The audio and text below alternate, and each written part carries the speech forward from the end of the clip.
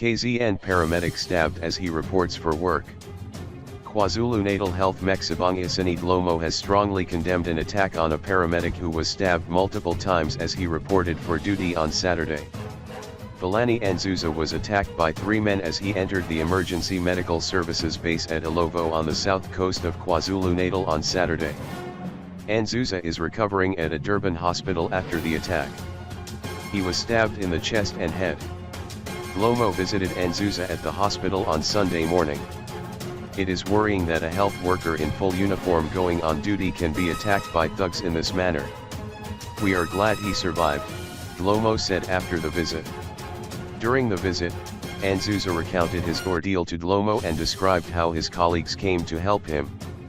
Listening to his ordeal, one can only conclude that these people who attacked him must have been under the influence of something that really made them not to be in touch with reality, for you cannot explain how people can find a health worker in full uniform, ready to go and perform his duties, and attack him the way they did, Dlomo said.